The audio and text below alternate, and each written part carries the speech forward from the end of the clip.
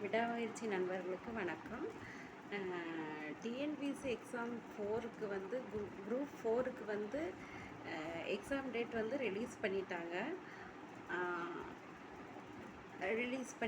April 25ஆந்தேதி அனுக்கிறாங்க, release பண்ணாங்க.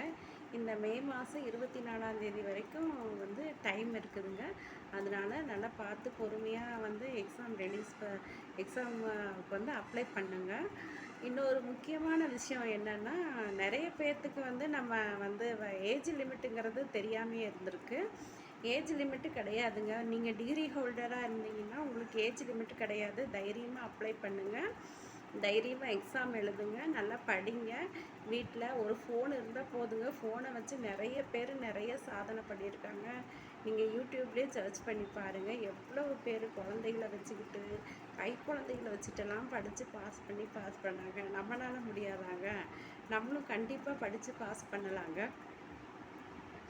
அப்புறம் வந்து நிறைய பேர்த்துக்கு 35 வயசு ஆயிடுச்சு, நம்ம இனிமேல் எழுத முடியாது அப்படின்னு நினச்சிட்ருக்குறீங்க. அது வந்து முற்றிலும் தவறுங்க. ஏஜ் லிமிட்டு வந்து நோ ஏஜ் லிமிட்டு.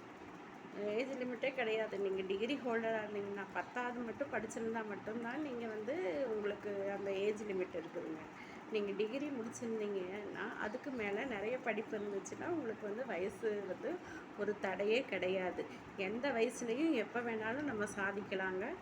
படிக்கிறதுக்கு வயசு வந்து ஒரு தடையே கிடையாதுங்க. அதை வந்து நானே நிரூபித்து காட்டியிருக்கிறேங்க. நான் வந்து எனக்கு கல்யாணம் ஆகி 2 குழந்தைங்க பிறந்து அதுக்கப்புறம் நான் 30 வயசில் தாங்க டிகிரியே படிக்க ஆரம்பித்தேன். டிகிரி படித்து வாங்கினேங்க. அது வந்து என் ஃப்ரெண்ட்ஸுக்கு எல்லாத்துக்கும் தெரியுங்க. அதனால் நான் இப்போ வந்து டிஎன்பிசி எக்ஸாமுக்கு வந்து அப்ளை பண்ணியிருக்கேன். அப்ளை பண்ணி நான் பரீட்சை எழுத போகிறேன். என்னோட சேர்ந்து நீங்களும் பரீட்சை எழுதுங்க, வெற்றி பெறுங்க.